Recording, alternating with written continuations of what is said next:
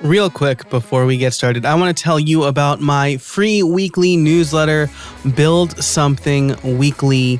You can sign up for it over at buildsomething.email.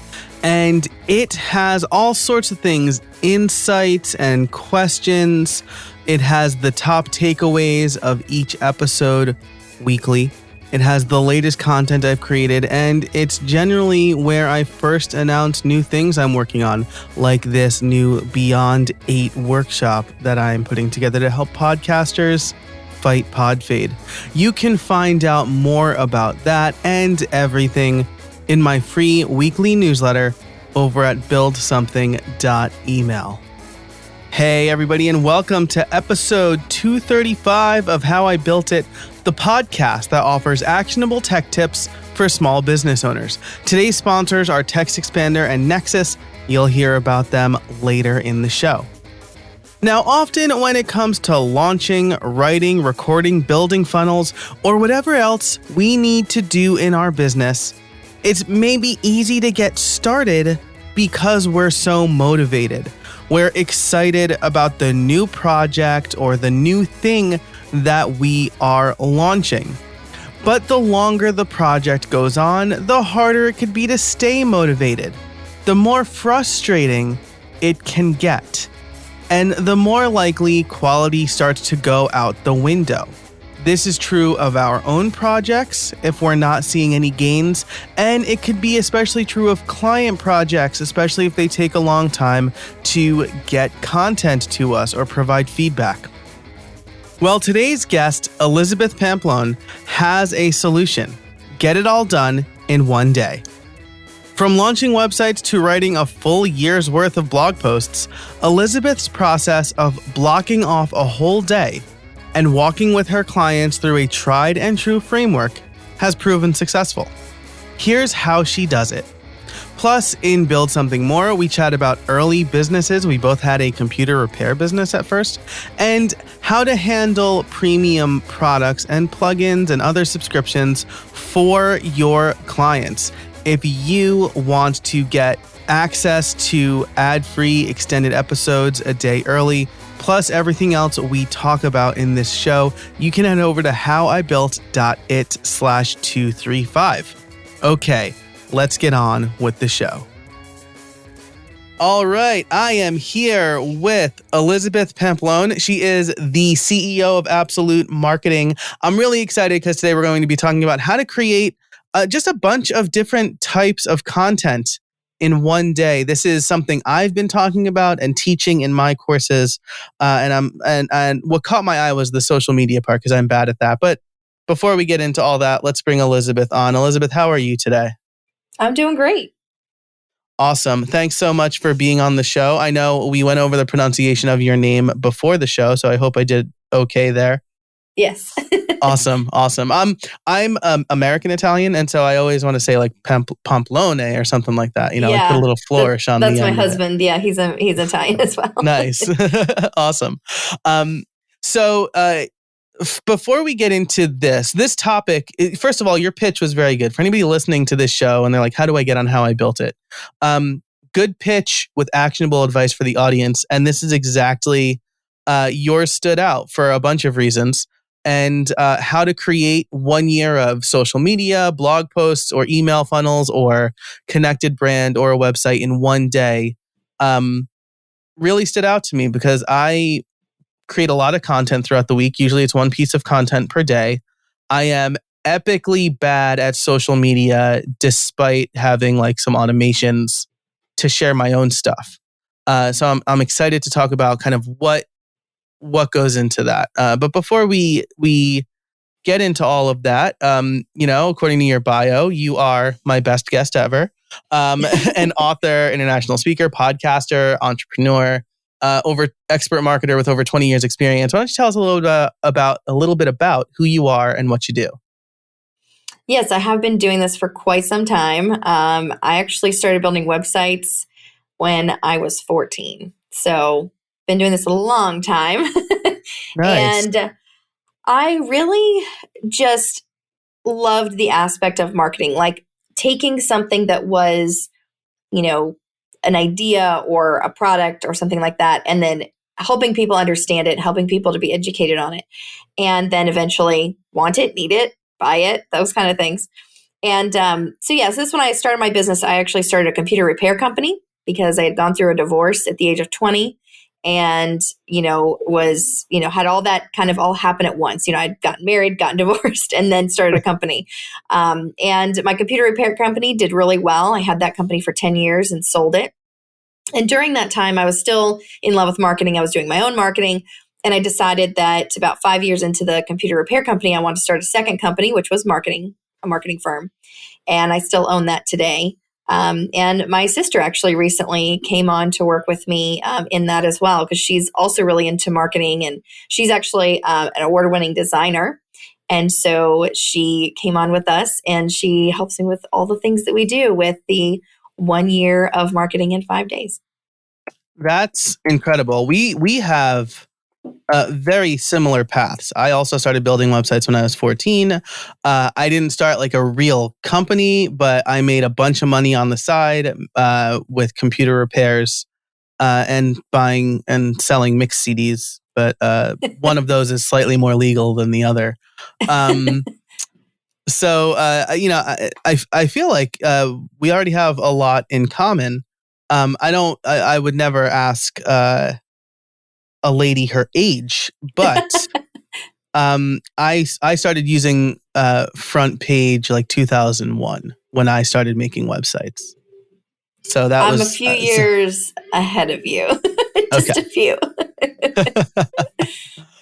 Awesome. And I did HTML straight up HTML in Notepad. So that's where I started. Wow. Very nice. My friend, Steve Mikosh, shout out to Steve Mikosh. He showed me the light when I got to college. He showed me Notepad++ existed by that time. So he showed me that. And I'll tell you, I'm sure, because you probably got the same kind of comments, people were extremely impressed that I would hand code websites. And I'm like, this is the only way to, once you do it, that's the only way to do it. Exactly. And then in 2007, I was given a tip by another marketer who had been in business for many years. And I was kind of just barely starting that new journey. And she's like, you really need to be on WordPress. And I was like, I can do this by hand, by myself. I don't need that. And she was like, no, really, seriously, honey, you need this. And I was like, no. And so for a whole year, I didn't do anything with it. I just kept doing things the way I was doing them. Then I found WordPress. I was a WordPress, I would say, groupie for almost 10 years. Wow. And then I decided to take a totally different turn. I completely revamped my business. And in 2017, that's when we actually changed the entire format to what it is now, which is the 1 year of marketing in 5 days. And we now use exclusively Squarespace. So I went from being a Squarespace hater and a WordPress like professor to a Squarespace lover. And now I have my reasons about why not to use WordPress. So that's lots of topsy-turvy there. Yeah, that's amazing. I again, shout out to Steve Mikosh here. I feel like I should give him like royalties on my whole career. But I said to him when we worked in like the same computer lab, and I said, I think I want to build my own content management system because I was like updating databases I wrote through forms and things like that. And he said, have you heard of WordPress? And this was in 2004. And I like got on it immediately. All of my client sites were on WordPress by 2006. I'm still, I would say, a constructive critic of WordPress, but I still use it for a lot of things. So maybe in Build Something More, we could talk about why you moved from WordPress to Squarespace. A lot of people listening to this show are WordPress people. So, and I'm very much like, use the tool that works best for you. So I'd be excited to talk about that. So in 2017, that's great. Great segue here. I guess less so that I pointed it out. But in 2017, you pivoted to this kind of build this whole, we'll say, marketing or content plan in over the course of a few days. So why don't you tell us a little bit about maybe your current business now and how you came up with this idea because that is, coming up with content is hard. Yeah. Yeah. So it was 2017. I was in the middle of kind of a breakdown. I've been running my business for almost 10 years at this point, and I'd been doing everything the same, right? So I had just sold the computer business, and the marketing business was kind of the only thing I was running. It was the main deal. And that was good because I really loved it. But I was finding that my clients would, we did 30-day websites. And so my clients would start off strong. The first week was great. We had milestones set every week. We had very simple plan. It wasn't complicated. And then day 29 of 30, after many, many emails and calls from me, they would basically flood my inbox with all of their information. And I would basically have to build something in a day. Oof. And because I had other clients coming in the next day or the next week, and I couldn't just have everything hanging on and, being delayed. And I did charge premiums. I said, if you go over, well, it's going to be this much per week. And that really didn't do anything for anybody. So they just still kept being, lazy in that way. And they just were overwhelmed. And I realized that if I could build a website in a day with a client, on the phone, essentially, I had to be on the phone with them. It was a very tedious process. It would be them send me something, me build it, me call them. Hey, what do you think? Go look at it. All these things. And I was like, what if I just sat them down in a room, locked them in the room for 8 hours, and got all the stuff from them in that time period? I know I can build it in a day. That has nothing to do with this. It's about them being willing to give up one day of their life in order to get this done and just get it done, like move on, right? Instead of it taking up 30 days of their life and 30 days of my life and making me stressed and upset. So I went on my website. I took everything off. I just totally deleted everything off of it and said, I do websites in a day. That's all I do. And I just started with that. I didn't start with anything else. All the other stuff came later, but just website in a day. So I got my first client, and she said, well, I need a website, but I don't have a brand. And I was like, we can do that in a day as well. And I just said it. And then she's like, okay, well, what about social media? Also, we can do that in a day. We'll do a year's worth of that in a day. And she was like, okay. So she booked 3 days, and I had a flat rate for my days. We still do. And we sat together in a room for 3 days. I took her to lunch. We had kind of like little fun lunchtime together. And we got every single thing done that I promised. Wow. And I wasn't even stressed about it. And it was That's awesome. Amazing. Because I think a lot of people listening can level with this, right? The hardest part almost, especially these days, right? Where you have these site builders that, like most small businesses especially, aren't going to care really like exactly how the website looks. They need a website for whatever reason. The hardest part is getting the content from the client, right? Getting the information from the client. I know that I have a new contract now. Shout out to Nathan Ingram. He was on the show earlier. I love Nathan. He's so great. So he has monster contracts. I'll have a link in the show notes, which you can find over at howibuilt.it/235.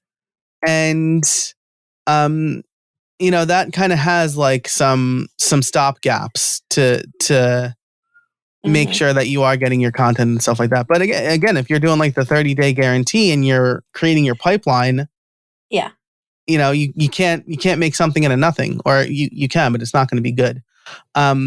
So I love the kind of quote unquote locking a client in a room. Now this is a metaphorical room, or is this like most of your clients are local? Nope, we're in person. So I actually either go to my client wherever they are. So I've traveled to do this, which has been fun. We have offices all over the place. And then I've also had clients who said, you know what, I'm coming from Atlanta, I'm coming from Texas, I'm coming from wherever.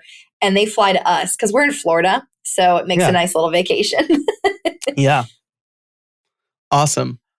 Where about in Florida are you? In Jacksonville. Okay, nice. So like the top of Florida, essentially. Yep. Mm-hmm. Yep, right in the northern side. We don't get too many of the hurricanes. We get them, they blow by us, but they don't really hit us. Nice. That's great. My brother lives in Orlando. We're like big Disney fans. So So we've driven through Jacksonville, driving down from New York, especially when he was going to college. Like we would drive him to college. So anyway, so that's super cool. You're doing in-person work. You're getting your clients to come up with all the stuff they need to come up with in a day, which again is probably good for them because then they're not like, it's not hanging over their head and you're not being rushed as much. The expectations are set, right? Because if there's a contract that says like, this has to be handed over in 30 days, then most people are going to be like, all right, on day 29, I'm going to start thinking about this. So that's really cool. And it sounds like you started with a website and then expanded based on the needs of your clients. Yes. And it's expanded to 7 full days, but we typically do a 5-day session with someone, sometimes a 3-day session, depending on what they need. Some clients come to me and I look at their brand and I'm like, you're good to go with that. We don't need to spend a whole day on that. Other clients come to me and I'm like, yeah, your brand needs work. It needs help. It's there, but it's not there, right? So I will actually say I'd rather spend the day on it. And not to build a completely new brand, but we need to tweak the graphics. We need to edit the colors. We need to, just finesse it a little bit. And then the branding day is not just, hey, here's your logo. We're building an ebook. We're writing that content. We're creating a funnel out of that. So, it's not just here's your logo and off you go. And we're doing a lot with color psychology and font psychology and working through the name. Is that the right name for you? And all that stuff that people they don't think about. They go, here's the name I like. Here's somebody who can design a logo for me. End of story. And that's not really the end of the story for us. Yeah. And it's also really like a strong brand from the beginning is important, right? Because you got to coming up with the right, I'm suffering from this right now. I'm like, I help small business owners. That's like a terrible niche. And my messaging can't really revolve around that. So now I'm like, well, do I exclude some of the people that I've brought on to my audience by saying, I help creators launch online courses? Like, is that the thing I need to do? And it is, like, spoiler alert for people listening to this in the future. It is. And again, the name, my first online course website was called WP in 1 month. And people were like, oh, like, so you learn WordPress in 1 month. And I'm like, actually, they're just like self-paced courses. And they're like, what's the 1 month part? And I'm like, a domain I bought. That's it. So I rebranded to Creator Courses, which makes way more sense and is a better brand. So I think that's really cool. And having, again, being in this business for 20 years, I have a lot of experience. But if, my brother is starting, like if he's like starting a construction company or something, he might not have the insights that I have, even though I've talked to him a lot. He probably doesn't listen to anything I say. So having an expert there to help walk you through that is great. So. Yeah, and we found that too with a lot of small businesses. They have the idea, they have the expertise to do what they want to do, but the marketing and the branding of it just doesn't come as easily. And like you said, starting with that really strong brand is going to help all the other things fall into place. And that is huge, especially if social media is something you struggle with, or website, or just writing content in general is something you struggle with. Knowing the brand inside and out first is why we put it on the first day. This episode is brought to you by Nexus. Look, I know what it's like to spend too much time managing your website instead of your business. In fact, the previous host for this very show made it harder for me to focus on creating content because I was always trying to fix some problem with my website, especially on new episode days. And that's why I switched to Nexus. With Nexus's managed WordPress hosting, I don't have any problems to fix because Nexus fixes them for me, usually before I even know about them. I don't need to worry about my site going down on new episode days, or updates, or backups. I don't even need to worry about plugin vulnerabilities. Nexus has me covered. That's why I can be so consistent. And now they have membership sites with WP Quick Start. A membership site, especially if you're a creator or small business owner like me, can be a fantastic way to increase revenue. But there are too many moving parts for most people who just want to set something up and start making money. Membership sites with WP Quick Start does it all for you. That is great hosting. So check out Nexus today if you want a website and not a project. For a limited time, you can get 50% off your first 6 months. Just go to howibuilt.it/nexus, NEXCESS. That's howibuilt.it/nexus for 50% off your first 6 months. Thanks so much for Nexus for being a sponsor of How I Built It. Now I actually get to ask the title question here, which I haven't been able to do in a while, which is, how do you build that? How do you, it's like a topic a day, basically. I will link your website in the show notes because you have it broken down really well, a week or a power day. And then you pick the thing that you want and what that all entails.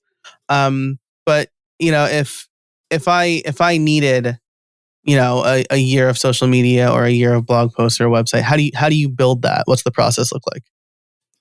Well, we have a formula that I developed a couple of years ago, basically when I started in 2017 with this. And it's essentially everything broken down into steps and then just done, right? So we do a little brainstorming in the morning for most of the days. Then we do a little bit of structure building, and then we have lunch, and then we implement it. It's pretty much that simple. And I think a lot of times people just get caught up in the implementation and they just don't do it. Maybe someone does a strategy for them. Maybe they brainstorm with somebody. Maybe they do a mastermind and they get some of that out, but then they don't actually implement. And so that's what I find a lot of people have the hardest time with, but that's actually built into every single day. And I don't actually ask my clients to bring anything. If they come to me and they say, I need a 5-day, I actually ask them to not do anything until they show up. And I give them a checklist because some of my people are type A and they just need a checklist. Mm-hmm. But it's things like if you already have a bio written, you can bring that. If you already have a headshot, which we don't have time to do on the day, you can bring that. So it's just like a list of things that they probably already have sitting around that they could just bring with them. But I try to get people to relax before they even show up because I want them to be fresh. And I don't do a ton of research on them either. And the reason I don't do that is because when they come in, I want them to tell me everything as if I know nothing. And that is where I see the holes in their messaging. That is where I see the gaps in their brand. And we can very quickly fill those things in by me asking more questions that allows them to go, oh, I thought I explained that, because they know what they know and they don't know what other people don't know. And so that's where we come in to help fix that. Yeah, that's great. I love that. I kind of do the same thing with podcast guests, right? I don't do a lot of research because I don't want this to be basically a scripted show or, oh, tell me about X. Oh, now tell me about, I want to be surprised and interested just like my guests are. So hopefully I'm asking questions that they have. And doing this, especially with clients, because again, I'm in a mastermind group. When I redesign a landing page, they're the first people to see it. And they're like, what is this offer? Or what is this pricing? Or, you should probably do this because that's not really clear. Not knowing anything allows you to ask everything.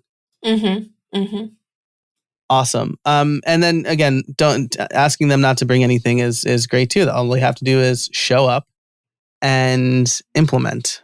So we kind of talked about the website, getting the content together. I'm really curious about like 1 year of social media or 1 year of blog posts, right? Because I know like it could take me over an hour to write a single blog post. So tell me a little bit more about that. You're coming up with kind of like topics or ways to reuse content you're using in other places. What's that look like? So we do the same kind of thing. We brainstorm in the morning. We go through what their audience is like, what their audience looks like, what they want, what they need, what they haven't been saying on social media. A lot of times people forget to sell on social media, and they do need to also do that. They just are so worried about content, and they're not worried about, hey, don't forget, we do this cool thing over here.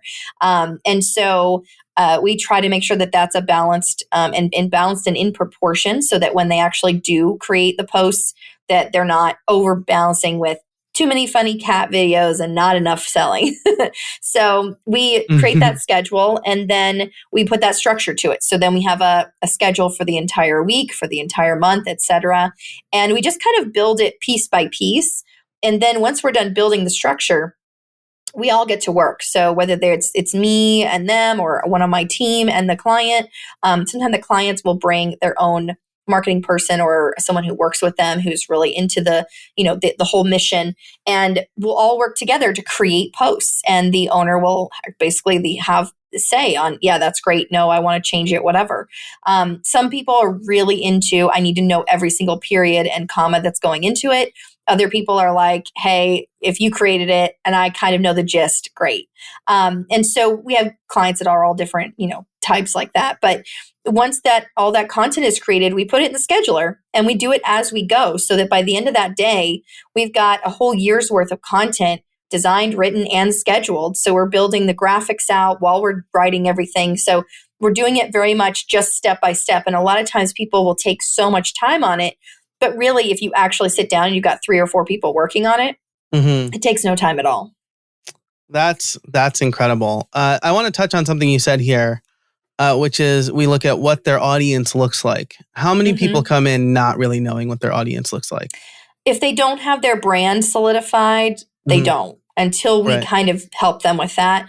And a lot of people, they might know who they're targeting, but then they might be on Instagram when they don't need to be, or they might not be using Pinterest when they should be. And so I think that with social media, they've just heard you should be on everything, and everything, you should be posting everywhere, and all the time. And really that's not the case, depending on the client's lifestyle, their client's needs, their client's ability to get online. Because sometimes when you have, like, let's say parents, here's pretty much how most of them are. They're working a 9-to-5 job or something similar. They might get on at lunch. They might get on at 2:00, and they might get on after the kids are in bed. And so posting at times that are not those times are typically not going to help them out. And so really looking at what those people's lifestyle is like, if that's their client, then we need to go after that, and we need to post when it's appropriate. But if they're going after, women under 35, then we've got a whole different strategy for that.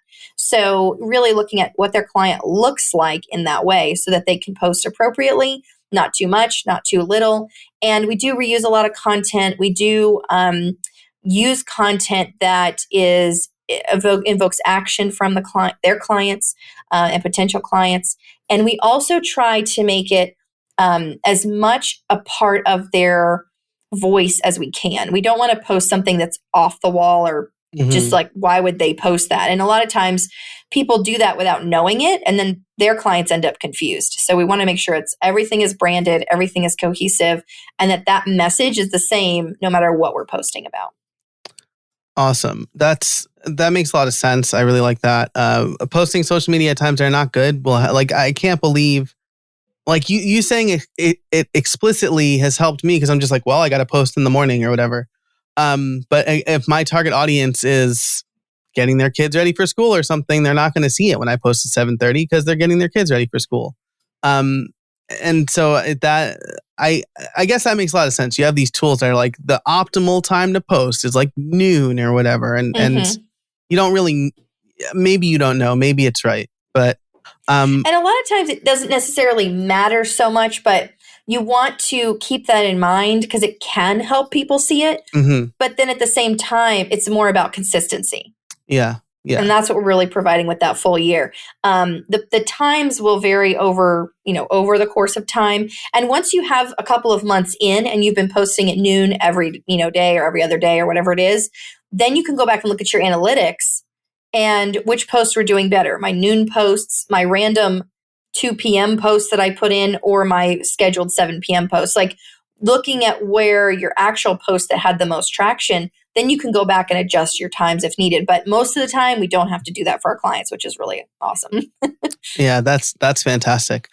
I'm also going to mention the episode I did recently with Jean Perpignan. He's really good friend of mine, but we talk about social media.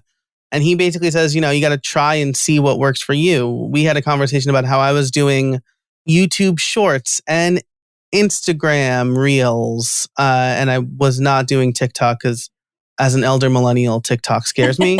But I wasn't sure what I could do with that or would do with that. And so I suspect that you and your team helps kind of understand like which social network works for me, right? TikTok probably doesn't work for me.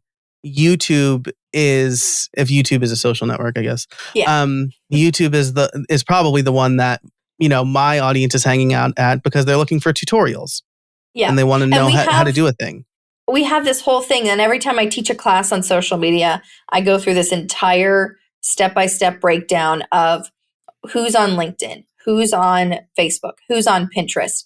And I also go through my favorite part, which is the half-life of a post. That's how long your post lives from the time you post it until the time the algorithm has it so shoved, down into the nether regions of the feed that it's just gone forever. And so, and you've also seen when you're on Facebook and you're scrolling and then all of a sudden you look away and you look back and everything's different because the algorithm basically refreshes the feed. And so that's another way that half-life gets recycled. So basically your post will live for a certain amount of time as soon as you post it. And it's basically a countdown clock. And so with Facebook, you're looking at about 30 minutes. Wow. And that's wild. Twitter is 21 minutes. Wow. That one is a little less shocking to me. And my favorite, Pinterest. Now, if you've got the right demographic, though, 151,000 hours. What? It's 3.5 months. Wow. You are, I think, the fourth person this year to mention Pinterest and like how important it is to certain audience. It's got to be for the right audience, though, right? You got to have the right audience. Women, it's about 80 to 90% women. Some men on there, but 80 to 90% women. And it is 18 to 65. It is a huge spread of ages. So you've definitely got to have the right demographic and you got to have the right type of product. If you're a lawn care company and you're local, probably not going to work out. Mm-hmm. But if you are, and this is not doing ads, this is just posting, right? This is not ads. And if you are a online company or you're a boutique, people are actually 10% more likely to purchase from a Pinterest link than from any other source on the internet. Wow. So depending on your industry, depending on what you're selling, Pinterest could be amazing for you. Yeah, that's incredible. God, 21 minutes on Twitter versus 3.5 months on Pinterest. Yep. I'm sure the people on Pinterest are happier than the people on Twitter too. Yeah, I'm sure. This is like my weekly dump on Twitter, I guess. That's where I'm the most active though, because it's easy to share things and thoughts or whatever. Okay, so this has been really great. We have a pretty good idea of the process and how it works. Let's say our listeners are like, maybe I can try this myself first. What tips do you have for them for trying to do this? Yeah, schedule the day. Schedule a day for yourself. And not a day where you're like at home and things are happening and I got to put the laundry in, then I got to take the dog out. No, you have to schedule a day like if you have to, like book a hotel room for yourself, like, or get that private room at the library or go to the local co-working space and grab a conference room, like a whole day, 8 hours in a room by yourself. Bring lunch if you have to, because you don't really need the distraction of going out, and just sit in the room, lock yourself in and get the stuff done. And then the other thing is break it down in pieces. Whatever it is you're trying to do, break it down in pieces and write yourself a to-do list and literally cross those things off one at a time as you get them done. This episode is brought to you by Text Expander. In our fast-paced world, things change constantly, and errors in messaging often have significant consequences. With Text Expander, you can save time by converting any text you type into a keyboard shortcut called a snippet. Say goodbye to repetitive text entry, spelling, and message errors, and trying to remember the right thing to say. When you use Text Expander, you can say the right thing in just a few keystrokes. Text Expander lets you make new approved messaging available to every team member instantly with just a few keystrokes, ensuring your team remains consistent, current, and accurate. Text Expander can also be used in any platform, any app, and anywhere you type. So take back your time and increase your productivity. But that's not all it does. With its advanced snippets, you can create fill-ins, pop-up fields, and more. You can even use JavaScript or AppleScript. I can type out full instructions for my podcast editor, hi Joel, in just a few keystrokes. Another one of my favorite and most used snippets is PPT. This will take whatever text I have on my clipboard and convert it into plain text. No more fighting formatting if I'm copying from Word or anyplace else. Last month, I saved over 2 hours in typing alone. That doesn't even take into the account the time I saved by not having to search for the right link, text, address, or number. You have no idea how many times I want to type out a link to a blog post or an affiliate link and I can't remember it and then I have to go searching for it. That generally takes minutes, but since I have a text expander snippet, it takes seconds. Text Expander is available on macOS, Windows, Chrome, iPhone, and iPad. I've been using it a lot more on my iPhone lately because I've been working from my iPhone more because there are days when I'm just not in front of my computer right now. If you've been curious about trying Text Expander or simple automation in general, now's the time. Listeners can get 20% off their first year. Just visit textexpander.com/podcast and let them know that I sent you. Thanks so much to Text Expander for sponsoring the show, and now let's get back to it. This is the Schedule a Day for Yourself reminds me of Deep Work by Cal Newport, Yes. which I had my wife realized, I think, so we have 2 kids, third one on the way in December. And at the height of the pandemic, she's a nurse. Longtime listeners will know that she's a nurse. Schools were closed. And so I was watching both kids for 14 days or 14 hours, 3 or 4 days a week. She could tell that the pandemic was wearing on me. I work at home, so I'm always home. And once things were starting to be relatively safe, she booked me a night at an Airbnb. Or actually, it was just a B&B, not even Airbnb, just a bread and breakfast. And I had a hotel room to myself. I had these beautiful grounds to walk and read or work or whatever. And I read like 4 books over the course of like 24 hours. So, dedicating that time, that indistractable time to yourself is super important, especially I like what you said, break it down, create a to-do list, right? Because you don't want to spend the first hour of that time going, what do I need to do right now? Right. Yeah. So awesome. I usually don't explicitly ask this, but is there like a PDF and like an opt-in maybe that you offer for people who want to try this themselves? I do actually have something called the Pro Toolkit. And it is all the tools that we use. So to kind of give yourself a head start on what social media scheduler should I use, what website platform, anything that you need for a business, we have a toolkit on that. It's at the top of our website at getabsolutemarketing.com. Great. I will. Again, I seriously never do that. But I'm going to link that in the show notes. And I signed up.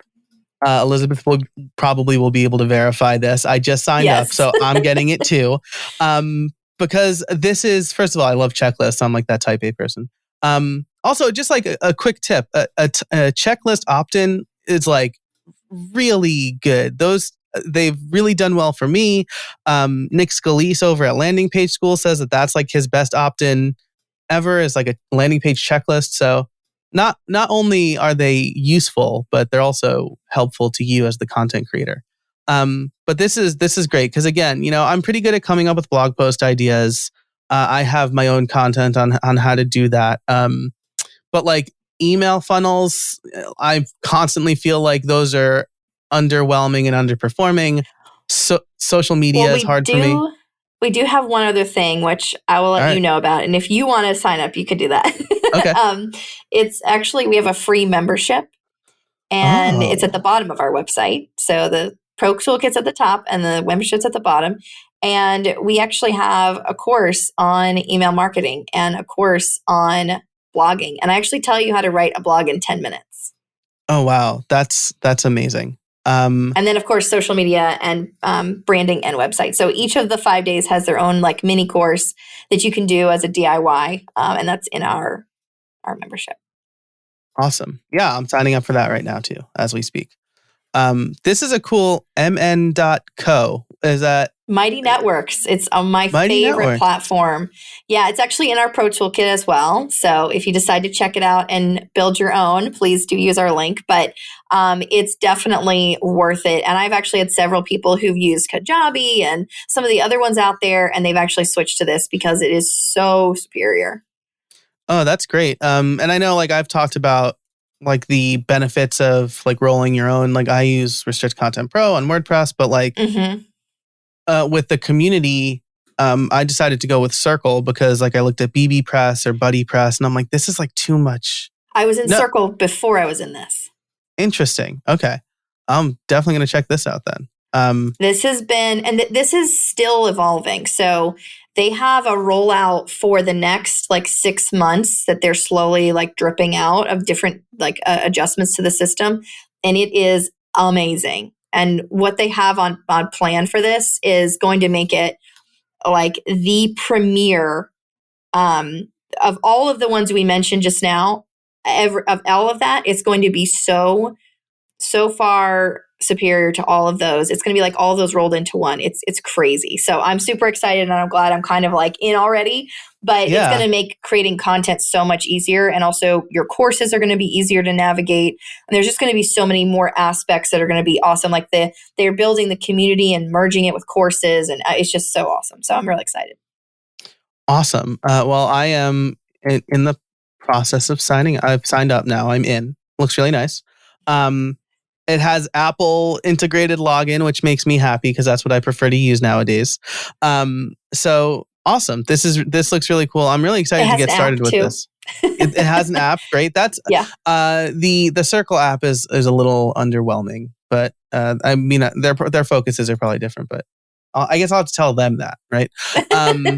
I generally have a rule: don't provide feedback unless I'm providing it to the people as well. That's why I've stopped mostly complaining on Twitter about companies before I at least talk to them. That's a good rule. I like that. I like that rule. Well, that's like because it's I talk to people and they complain about their jobs or their clients or their significant others, and I'm like, have you talked to them about it? They're like, no, and I'm like, so nothing is going to change.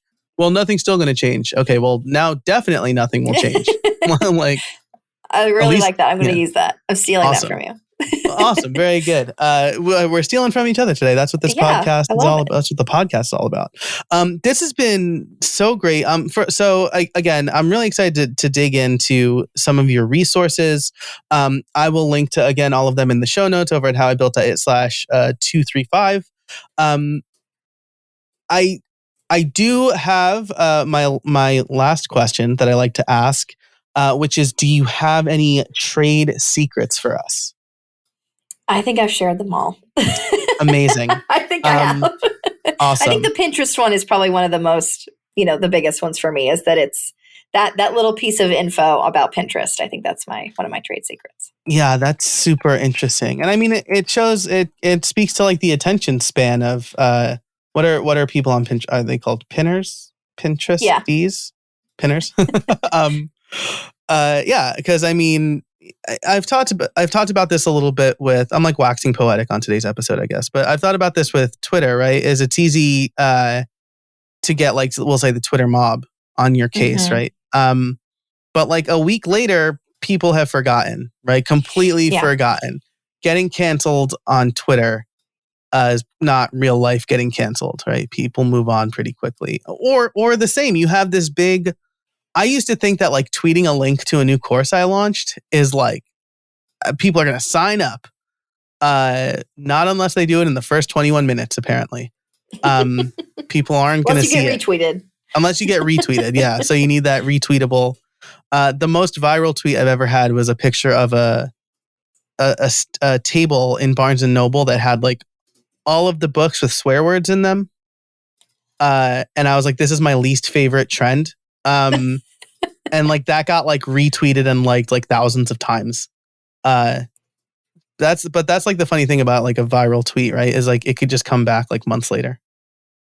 You're like, forgot about it and it comes back. So, but okay, Pinterest, schedule a day for yourself. Get the toolkit. You can find everything at howibuilt.it. So if you are a Build Something Club member, we are going to talk about finding and subsequently leaving WordPress. And we might talk a little bit about hand coding websites. You can sign up for that at buildsomething.club for $5 a month or $50 a year. But if you are leaving us after the sign off, Elizabeth, where can people find you to learn more? You can find us at getabsolutemarketing.com, and everything is there. We also have a website called thepodscout.com where we help people to find and get on podcasts. Incredible. Well, I can say that it worked on me because you pitched yourself or someone pitched you, and I really, my acceptance rate is pretty low. Not to like pat myself on the back. I just want to make sure I'm getting good guests. I heard that. I was quite proud when I got the email. I was like, yes, I did it. It just helps. This is, again, for anybody listening who wants to be on the show. You talked a little bit about yourself, but you also told me exactly the benefit to my listeners. My listeners are the most important thing to me with this podcast, right? Because they are what make the show work. So I want people who are going to help them, and then selfishly help me as well. Well, Elizabeth, this has been fantastic. Thank you so much for your time. I really appreciate it. Thank you. And thanks to everybody listening. If you liked this episode, share it with a friend. That's what we'll say. Share it. Tell them, hey, this episode 235, really good. You should listen to it. And thanks to our sponsors. Thanks to Elizabeth again. Thank you for listening. And until next time, get out there and build something.